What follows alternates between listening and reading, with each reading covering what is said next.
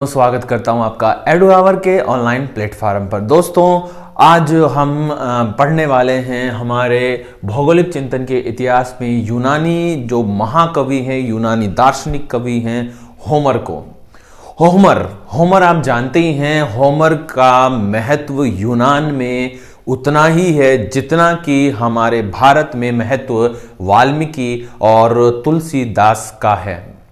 दोस्तों, आप मानव जीवन के इतिहास को देखो तो मानव के जीवन के इतिहास में कहीं दास्तान मोहब्बत है तो कहीं जंगे दास्तान है, कहीं लैला ए मजनू दास्तान है तो कहीं श्री और फरहाद की दास्तान है, तो कहीं हमें पढ़ने को मिलता है कुरुक्षेत्र में होने वाले बड़े महायुद्ध महाभारत के बारे में, तो कहीं हमें देखने को मिलता है श्री राम और रावण की लंका के बारे में। दोस्तों, इसी तरह का एक बहुत ही बड़ा नाम है कवियों में, यूनान के कवि हैं, नाम मैं आपको पहले बता चुका हूं और वो नाम है होमर। बात करते हैं ऐसे ही महाकवि होमर के बारे में लिखे हैं, और ये दो महाकाव्य जो हैं वो कौन से हैं? ये दो महाकाव्य हैं इलियड तथा ओडिसी।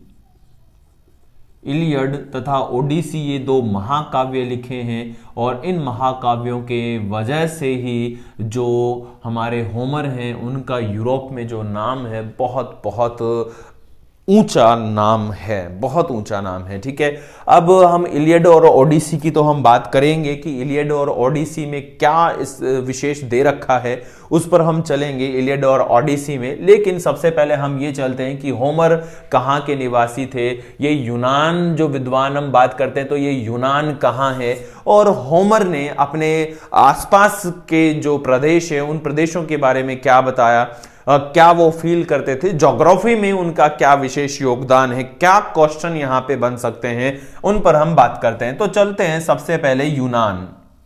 और उस समय का जो ज्ञात विश्व था, ज्ञात विश्व कौन कौन से हैं मैं आपको बता देता हूं। ज्ञात विश्व में अफ्रीका आता है, ज्ञात विश्व में ही एशिया का भाग आता है, और ज्ञात विश्व में ही यूरोप के प्रदेश भी आते हैं। ठीक है, अब बात अगर हम करते हैं होमर की, तो होमर पूरी तरह से परिचित नहीं था एशिया से और कंप्लीट यूरोप से और कंप्लीट अफ्रीका से, बट जो मैंने मैप बनाया है ये कंप्लीट वो मैप है जो ज्ञात विश्व के रूप में जाना जाता था। ज्ञात विश्व में आता था एशिया, ये आता था इधर यूरोप, और ये होता था अफ्रीका। इनको हम ज्ञात विश्व इसलिए कहते हैं क्योंकि ये स्थल रूप से आपस में जुड़े हुए थे। यहां पे स्वेज भूसंधि है जो कि अफ्रीका और एशिया को जोड़ा करती थी, और इस स्वेज भूसंधि को काटकर 1869 में स्वेज नहर ओपन की गई थी। ठीक है, ये ध्यान रखना है। बाद में फिर 1869 के बाद एशिया और अफ्रीका स्थल रूप से अलग हुए, लेकिन आपस में पहले जुड़े हुए थे। तो अफ्रीका में यहाँ पे मानव का जन्म हुआ, मानव यहाँ से यात्रा करते हुए एशिया और यूरोप अन्य स्थानों पे पहुंचा, और इसके चारों ओर सागर था, तो ऐसे में इसको ज्ञात विश्व माना जाता है क्योंकि जहां जहां स्थल था वहां वहां मानव अपने कदमों से पहुंच गया, और सागरों में उतरने की आदमी की हिम्मत नहीं होती थी क्योंकि उस समय टेक्निक डेवलप नहीं थी, बड़े बड़े जहाज नहीं बने थे, छोटी नावें हुआ करती थी, तो वो पानी में उतरने से डरा करते थे। ठीक है, तो हम ज्ञात विश्व तो हमने बना लिया। तो दोस्तों, ये है हमारा ज्ञात विश्व। ठीक है, ये मान लेते हैं। अब कहां है हमारा यूनान? तो दोस्तों, सबसे पहली बात अगर हम देखें तो ये है अफ्रीका, ये है यूरोप, और अफ्रीका और यूरोप के बीच में यहां पर हमें नजर आता है भूमध्य सागर। भूमध्य सागर, ये भूमध्य सागर है यूरोप और अफ्रीका के बीच में। कौन है? भूमध्य सागर। ठीक है, अब दोस्तों अगर हम बात करते हैं इस भूमध्य सागर की, तो भूमध्य सागर का तटवर्ती जो देश है यहीं पर हमें देखने को मिलता है ग्रीस।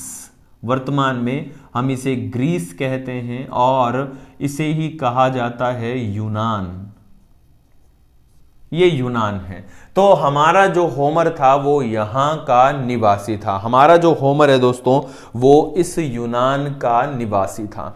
ठीक है, उसे एशिया और यूरोप के बारे में और अफ्रीका के बारे में बहुत ज्यादा जानकारियां नहीं थी, लेकिन फिर भी भूमध्य सागर के जो तटवर्ती देश हैं उनके बारे में उसे ये थोड़ा नॉलेज रहा होगा। ठीक है, क्योंकि इस यूनान के संदर्भ में उसने कुछ ऐसी बातें बताई जिनसे हम ये पता लगा सकते हैं कि उसने इन प्रदेशों के बारे में कुछ अध्ययन किया होगा। क्या बताई? यूनान के बारे में उसने कहा कि यूनान में 4 प्रदेशों से 4 अलग अलग तरह की हवाएं आया करती थी। जैसे अगर हम इस यूनान की बात करते हैं तो यूनान में उत्तर दिशा से जो आने वाली हवा थी, जो कि ठंडी और शुष्क होती थी, ठंडी और शुष्क होती थी, उसको उस होमर ने नाम दिया था बोरेस। बोरेस, ठीक है, ये ध्यान रखना, क्या नाम दिया था? बोरेस। ठीक है, ओके। कैसी हवा थी ये? ठंडी और शुष्क थी। तो कंफर्म है कि ठंडी और शुष्क हवा आ रही है, तो कहीं ना कहीं उसको इन शीत प्रदेशों की जानकारी रही होगी, और इन शीत प्रदेशों से आने वाली जो ठंडी हवा है, जिसको हम वर्तमान में ध्रुव से आने वाली बिल्कुल ठंडी शुष्क हवा ब्लिजर्ड के रूप में जानते हैं, तो पॉसिबल है कि जो ब्लिजर्ड पवन हुआ करती थी, जिसे साइबेरिया में हम बुरान कहते हैं, वर्तमान में बुरान कहते हैं ना, साइबेरिया में ब्लिजर्ड को बुरान कहते हैं, यही ठंडी पवनें जब इस ग्रीस में पहुंचती होंगी तो होमर ने उनको नाम दिया होगा बोरेस का। ठीक है, ऐसे ही पूर्व की ओर से ये देखो ग्रीस है और यहां पे मध्य एशिया, इसके अलावा ईरान, इराक वगैरह हैं, तो यहां पे शुष्क मरुस्थल भी हैं। ठीक है, और इधर से आने वाली जो हवा थी यूनान में, यानी कि पूर्व दिशा से, यूनान के पूर्व दिशा से आने वाली जो हवा है, इसको उसने नाम दिया था ह्यूरस। ह्यूरस का नाम दिया था। ठीक है, यह ध्यान रखना है। अब दोस्तों यहां पर यह है भूमध्य सागर। भूमध्य सागर के ऊपर से यहां से यूनान में पहुंचने वाली जो हवा है, यानी कि यूनान के पश्चिम से आने वाली जो हवा है, ठीक है, उसको उसने नाम दिया जिफेरस। जिफेरस। ठीक है, अब दोस्तों जिफेरस जो है वो कैसी हवा थी? जिफेरस जो हवा थी वो भूमध्य सागरीय चक्रवातों के रूप में आती थी, और होमर कहता है कि पश्चिम से आने वाली जो हवा थी वो चक्रवाती हवा थी, सुगंधित हवा थी, उसको सुगंधित हवा बताया है। जिफेरस को क्या नाम दिया है? मतलब नाम क्या, उसकी विशेषता बताइए कि ये एक सुगंधित हवा थी। ठीक है, ऐसे ही ये उष्ण आर्द्र चक्रवातीय झंझावतीय पवन थी, ये उष्ण शुष्क पवन थी, ये ठंडी पवन थी, लिख देता हूं यहां पे, उष्ण शुष्क पवन थी, ये इधर से आती थी, ये चक्रवातीय हवा थी, चक्रवाती हवा, जिसे आज हम किस रूप में जानते हैं? इस भूमध्य सागरीय हवा को आज हम पश्चिमी विक्षोभ कहते हैं। आज इस हवा को हम पश्चिमी विक्षोभ कहते हैं, जानते हैं ना आप, इसे हम पश्चिमी विक्षोभ कहते हैं। ऐसी ही एक हवा सहारा मरुस्थल से उत्पन्न होकर भूमध्य सागर को पार करके यूनान पहुंचती थी, और इस हवा को उन्होंने, यानी कि होमर ने नाम दिया है नोट्स। ठीक है, तो 4 प्रकार की हवा, और नोट्स कैसी थी? क्योंकि भूमध्य सागर से होकर आया करती थी, तो ये सहारा मरुस्थल से निकलने के कारण उष्ण होती थी, और भूमध्य सागर से आर्द्रता ग्रहण करने की वजह से ये क्या हो जाती थी? आर्द्र हो जाती थी। तो ऐसे में ये जो हमारे होमर थे, इन चारों हवाओं, और ये चारों हवाएं जिन प्रदेशों से आती थी, संभवतः उन प्रदेशों के बारे में जानकारी रखते थे, और इसी वजह से उन्होंने इन हवाओं की प्रकृति को बताया। दूसरी ओर उन्होंने एशिया के बारे में कंफर्म तो जानकारी नहीं मिलती है, बट वो एशिया को एक ऐसा द्वीप मानते हैं जहां से सूर्य उदय होता है। ठीक है, सूर्य उदय होता है, और इसको कहा जाता है पूर्वी सागर। पूर्वी सागर। तो यूनानी, यानी होमर कहते थे, या यूं कहें कि यूनानी कहते थे, होमर ने बताया कि यूनानी कहते थे कि हम पूर्वी सागर में से सूर्य को उदय होते हुए देखते थे, और पश्चिमी सागर में सूर्य को छिपते हुए देखते थे। पश्चिमी सागर, तो पूर्वी सागर और पश्चिमी सागर, यहां से सूर्य निकलता था और यहां पे जाके अस्त होता था। ठीक है, ध्यान रखना है। तो उन्होंने चार तो पवनों के बारे में बताई, चार दिशाओं से आने वाली पवनों के बारे में बताया। इसके अलावा उन्होंने एशिया को सूर्योदय के द्वीप के बारे में बताया, पूर्वी सागर से सूर्य को उदय होते हुए और पश्चिमी सागर से सूर्य को अस्त होते हुए बताया था। ठीक है, इसके अलावा होमर ने कहा कि हमारी ये जो अर्थ है, ये जो ज्ञात विश्व है, अर्थ है, ये गोल है और सागर सरिताओं से घिरा हुआ है। ये सागर सरिताओं से घिरा हुआ है और ये गोल है। और साथ ही उन्होंने बताया कि जो आकाश है वो आकाश ऊंचे ऊंचे स्तंभों पर टिका हुआ है, ऊंचे ऊंचे स्तंभों पर टिका हुआ है। और उनकी होमर की मान्यता थी कि ये जो ऊंचे ऊंचे स्तंभ हैं वो एटलस पर्वतमाला से सुरक्षित है, यानी एटलस पर्वतमाला ने उन्हें सहारा दे रखा है। यह है एटलस पर्वतमाला। एटलस पर्वतमाला अफ्रीका के उत्तर पश्चिम में स्थित अफ्रीका की एकमात्र नवीन वलित पर्वतमाला है। अफ्रीका की एकमात्र नवीन वलित पर्वतमाला। ठीक है, तो उन्होंने क्या बताया पृथ्वी के बारे में कि यह गोल है, सागर सरिताओं से घिरी हुई है, यानी सागर से घिरी हुई है। आकाश को उन्होंने ऊंचे ऊंचे स्तंभों पर टिका हुआ माना, जिन्हें एटलस पर्वतमाला संभवतः सहारा प्रदान करती है। ये जो बात बताई दोस्तों, ये बताने वाले कौन थे? हमारे होमर थे। ठीक है, ये ध्यान रखना है। तो हमारे होमर ने इतनी बातें बताई थी। साथ ही अपने जो ग्रंथ थे जिनके हम बात करते हैं, वो जो ग्रंथ थे कौन से वाले? इलियड और ओडिसी। इलियड और ओडिसी पर हम चलते हैं कि इलियड और ओडिसी ग्रंथ क्या हैं। तो दोस्तों याद रखिए, इलियड व ओडिसी यूनान के महाकाव्य हैं, महाकाव्य हैं। इनका महत्व यूनान में उतना ही है जितना महत्व हमारे यहां पे रामायण और महाभारत का है। इस इलियड और ओडिसी में, ये जो इलियड और ओडिसी जो महाकाव्य हैं, इनमें जो वर्णित कहानी है, इस कहानी को यहाँ के लोग जुबानी सुनाते हैं, जुबानी। और किन कहानियों की बहाती? मोहब्बत की दास्तान के रूप में सुनाते हैं, जंगे दास्तान के रूप में सुनाते हैं। क्या कहानी है? कहानी है दो नगरों की, दो बड़े नगरों की कहानी है। इनमें से एक जो नगर है वो है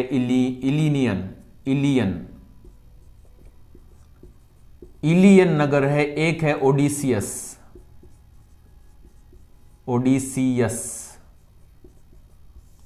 दो नगरों की कहानी है, इलियन और ओडिसियस।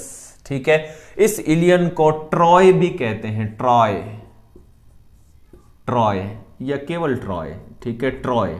ओडिसियस, देखो वास्तव में जो कहानी की शुरुआत होती है, वो कहानी की शुरुआत होती है हेलेन नाम एक राजकुमारी से। हेलेने या हेलेना नाम की एक राजकुमारी से शुरू होती है। हेलेना जो राजकुमारी है या जो हेलेन राजकुमारी है, वो शादी करती है। कहां से वो शादी करती है? यूनान में स्पार्टा के राजा से। यूनान में स्पार्टा, ठीक है, स्पार्टा के राजा से शादी करती है। ठीक है, अब स्पार्टा से यहां शादी हो जाती है, अच्छे से सब रह रहे हैं। लेकिन यहां पे कुछ अलग अलग विद्वान अलग अलग मान्यता देते हैं। जैसे कि हेरोडोटस की अगर मान्यता की बात करें, वो भी यूनानी विद्वान हैं।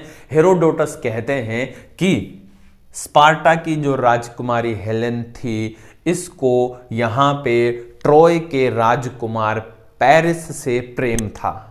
ट्रॉय के राजकुमार पेरिस से प्रेम था। ये हेरोडोटस की मान्यता है। ठीक है, बाकी इलियड ओडिसी में ऐसा कुछ भी नहीं मिलता है, बट हेरोडोटस ने कहा कि उनमें आपस में प्यार था, उनकी प्रेमिका थी यूनान में स्पार्टा के। ठीक है, अब यहां जिसकी हम बात कर रहे हैं इलियन नगर की, ये ओडिसियस है। इलियन नगर की अगर हम बात करते हैं तो इलियन नगर वर्तमान में जो एशिया माइनर है, तुर्की के समीप, तुर्की में एशिया माइनर तुर्की के समीप एक नगर रहा होगा, क्योंकि ये ईसा पूर्व कई शताब्दी पूर्व के ग्रंथ हैं। ठीक है, तो एशिया माइनर तुर्की में ये रहा होगा। ठीक है, जहां पे कारा सागर और मारमरा सागर हैं, कारा सागर मारमरा सागर हैं एशिया माइनर, तुर्की में ये ट्रॉय शहर रहा होगा या ट्रॉय या इलियन शहर रहा होगा। ठीक है, अब क्या होता है कि यहां पे जो हमारे ट्रॉय हैं, इस ट्रॉय का जो राजकुमार है पेरिस, इस राजकुमार ने इस स्पार्टा की राजकुमारी का अपहरण कर लिया, ले गया, भगा के ले गया। अब भगा के ले गया तो यहां पर अब शुरू होता है दास्ताने मोहब्बत के साथ साथ दास्ताने जंग। ठीक है, दास्ताने जंग शुरू होती है। अब दोस्तों दास्ताने जो जंग है, जिसमें पूरा जो युद्ध है, युद्ध का वर्णन इलियड और ओडिसी दोनों ग्रंथों में लिखा गया है, दोनों ग्रंथों में। ठीक है, अब है क्या वास्तव में, इलियड और ओडिसी, इधर ओडिसी मान लेते हैं और इधर इलियड मान लेते हैं, इलियन नगर को ही ट्राय भी बोलते हैं, ट्रॉय या ट्राय। ठीक है, इसी को ट्राजन भी बोला जाता है, ट्रोजन या ट्रोजन। ठीक है, ट्रोजन भी बोला जाता है, इलियन, ट्राय या ट्रोजन। ठीक है, यहां की राजकुमारी का अपहरण करता है ये इलियन का राजकुमार पेरिस। अब ये जो हैं यानी कि स्पार्टा या यूनानी जो सैनिक हैं, यूनानी यानी जो ग्रीक सेना है, वो बदला लेने के लिए यहां पे पहुंचती है। ठीक है, और इलियन यानी ट्राय का जो नगर है वो ऊंची ऊंची जो दीवारें हैं उनसे घिरा हुआ है, ऊंची ऊंची दीवारों से घिरा हुआ है, जिसको पार पाना बहुत बहुत मुश्किल है। यहां यूनान सेना पहुंचती है और यूनानी सेना यहां पे कहते हैं कि लगभग 10 वर्षों तक क्या किया, घेराबंदी करके रखी और इसका जो गेट है, गेट ओपन नहीं करवा पाए इस नगर का। 10 वर्षों तक भीषण घेराबंदी रखी गई, लेकिन यहां पे गेट ओपन नहीं करवा पाए। अब दोस्तों यहां पे ओडिसी जो है, ओडिसियस नगर में या ओडिसी जो ग्रंथ है, महाकाव्य है, यहां पे एक यूनानी जो काफी मतलब हम बोलते हैं ना यूनानी वीर यूलिसस नाम का एक मिलता है व्यक्ति, यूलिसिस नाम का एक वीर होता है। अब ये जो वीर था, कहने को ही वीर था, इसने यूलिसिस ने क्या किया है, यहां पे एक चालाक यानी एक रणनीति बनाता है। यूलिसिस एक रणनीति बनाता है यहां का यूनान का वीर, और यूलिसिस कहता है कि हमें हार मान लेनी चाहिए और इन्हें एक अश्व भेंट करना चाहिए। अश्व मीन्स घोड़ा भेंट करना चाहिए, घोड़ा। ठीक है, पुराने समय में क्या होता था कि जब कोई युद्ध हार जाता था तो अपनी हार स्वीकार करने के लिए विजेता को एज ए गिफ्ट हॉर्स दिया करता था यूनान के समय। उस समय जैसा कि होमर ने बताया, घोड़ा दिया करते थे। ठीक है, तो यूलिसिस नाम ने जो व्यक्ति है, वीर है, इसने एक बड़ी ही खतरनाक चाल बनाई, रणनीति बनाई। उसने क्या किया, यहां से अपनी जो सेना है, सेना को यहां से छिपा दिया, हटा दिया। ठीक है, और एक विशालकाय लकड़ी का घोड़ा तैयार करवाया, जैसा कि यहां पे डायग्राम में दे रखा है, विशालकाय घोड़ा तैयार करवाया। ठीक है, अब इस विशालकाय घोड़े को एज ए गिफ्ट दिया जाना था, किसको, ट्राय को। और इस घोड़े को नाम क्या दिया गया, इस घोड़े को नाम दिया गया ट्राजन हॉर्स, ये नाम दिया गया ट्राजन हॉर्स। ये ऐसा दिखता था जैसा कि मैंने अभी आपको बताया, ट्रोजन हॉर्स। ये अंदर से खोखला था, अंदर से क्या था, खोखला था। और इस ट्राजन हॉर्स को यूनान के जो सैनिक थे उन्होंने संधि कर ली और इस ट्रोजन हॉर्स को इनको गिफ्ट किया, और इन्होंने कहा कि अब हम क्या हैं, हार मानते हैं, और ऐसे में इलियन नगर की जीत हो गई। यहां पे हम हार मानते हैं, इलियन नगर की जीत हो गई है, यानी कि ट्रॉय की जीत हो गई है, ट्राजन की जीत हो गई है, ये घोड़ा गिफ्ट में स्वीकार करो। अब ट्रोजन के जो बड़े विद्वान हैं उन्होंने मना भी किया कि ये घोड़ा स्वीकार मत करें, ये उनकी रणनीति हो सकती है, लेकिन कहते ना कि विनाश काले विपरीत बुद्धि, कुछ भी। तो यहां पर क्या हुआ कि यहां पे इन्होंने इसे परमिशन दे दी और ट्रोजन हॉर्स को अंदर लाया गया। नगर में, ट्रॉय नगर में ट्रोजन हॉर्स को ले आए। अब पता है क्या है, ट्रोजन हॉर्स के अंदर सैनिक छिपे हुए थे। ट्रोजन हॉर्स के अंदर सैनिक छिपे हुए थे। खोखला था, विशालकाय था, राक्षसी आकार था उसका। उसके अंदर करीब सेना के 30 से अधिक जवान छिपे हुए थे और वो पूरी रात, मतलब पूरे दिन छिपे हुए रहे।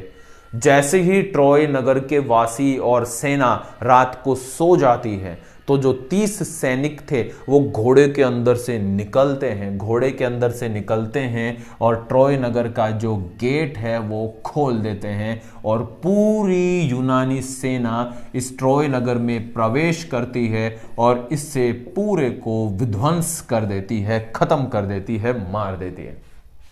तो बस इलियड और ओडिसी में इसी युद्ध का विवरण है और इसको बड़े महाकाव्य के रूप में, एक ग्रंथ के रूप में यूनान में पढ़ा भी जाता है और वर्बली यानी कि मौखिक रूप से इसे सुनाया भी जाता है। तो दोस्तों ये थे हमारे होमर, जिन्होंने ट्रोजन युद्ध का बहुत ही विशद, बहुत ही शानदार विवरण दिया है अपने इलियड व ओडिसी ग्रंथों में।